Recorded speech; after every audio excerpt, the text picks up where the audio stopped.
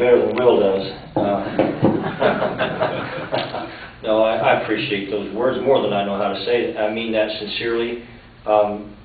Obviously, there's no way anybody can live up to that, and you know I don't. But I am grateful for Will Carton. I was one of those who voted for him already, and if I could get away with it, I'd do it again.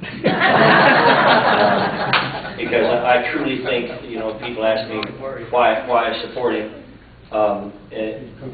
First and foremost, I mean, you know, there's really the Greeks put it. They said that look at the ethos, pathos, and logos of a man. And the ethos is the essence of who they are. That's first and foremost what you got to look at. And this man loves God, he loves his family, he loves his country, and he loves his fellow human beings. He's committed. That's what motivates him. That's his impulse for doing what he does. And you know, we all do it in halting ways at times, but I'll tell you, he has been just consistent all of his life in trying to do what he thought was right for his country and his family. And so that's the ethos of the man. And the pathos, that's the kind of common beliefs and things of that nature. This is a Reagan Republican that I know to listen to the ads on the radio and television, you wouldn't know it, but he is. He's a Reagan Republican that's dedicated to making sure that we have the strongest nation in the world, that we have free enterprise in our economic system, that the constitutional foundations of the nation are protected. And I just got to tell you, I wish so badly that, you know, politics could be more about issues rather than just throwing all the ugly stuff that gets thrown around.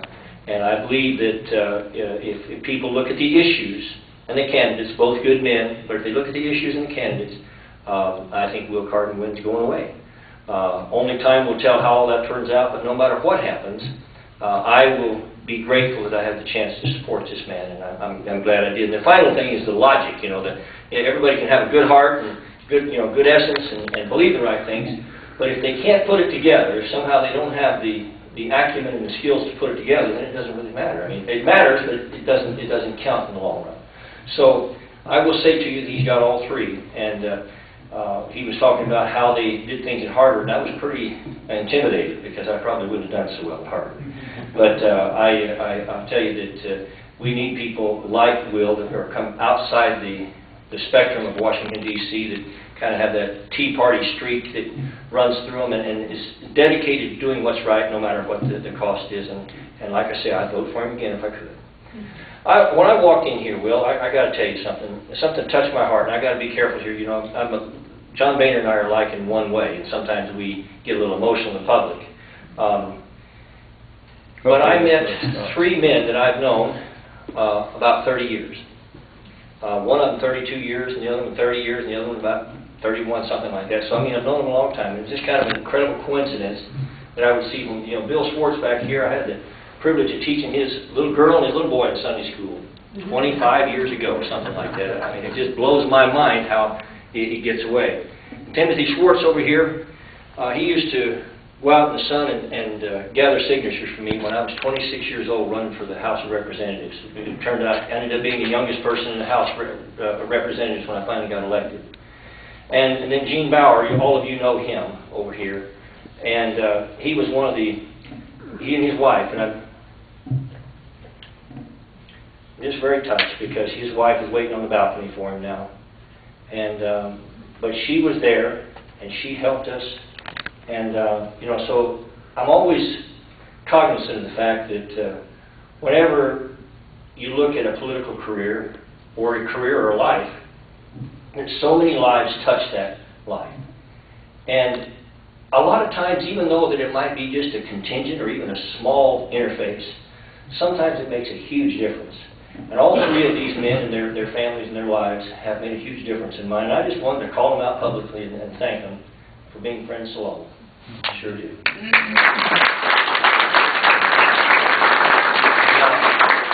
Michael Jameson over here, I've known him for 20-some years too, but he still works for me, so he doesn't count.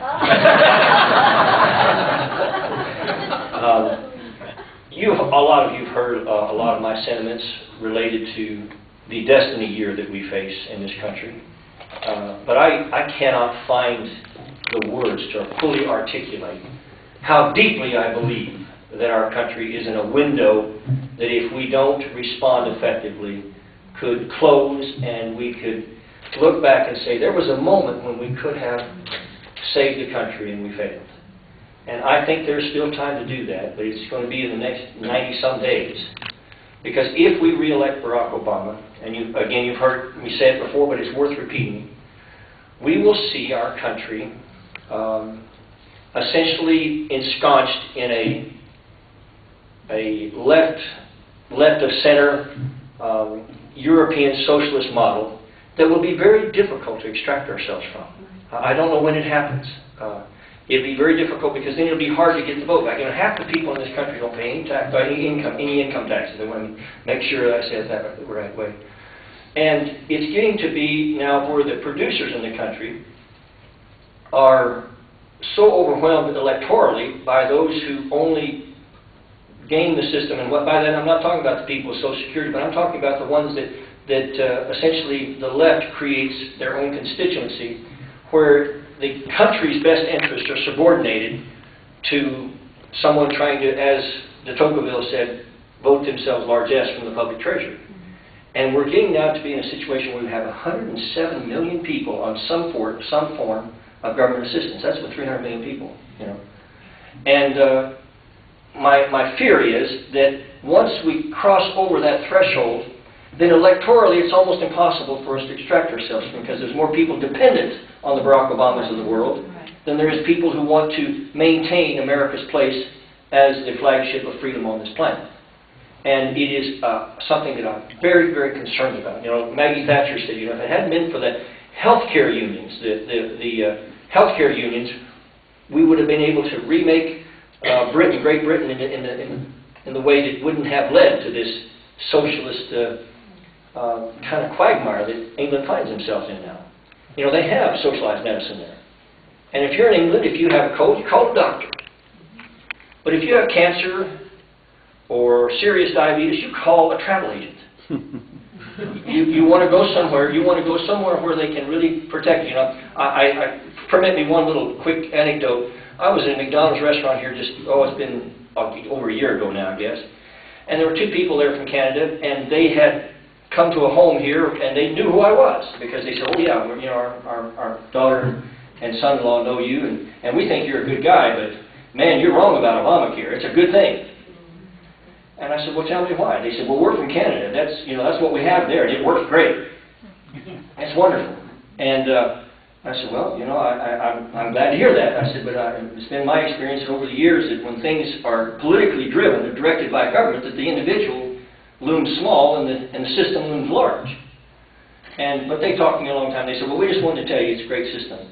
And so we got to talking, and this is true, okay? We got to talking, and I was just shaking hands, trying to be as polite as I could.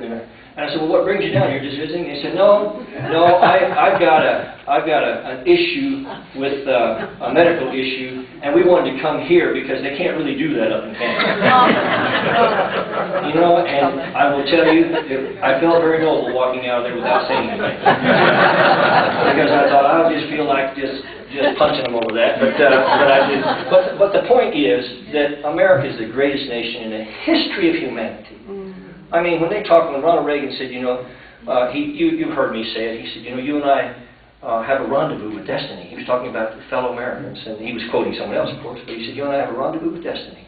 We can preserve this, the last best hope of mankind on earth for our children.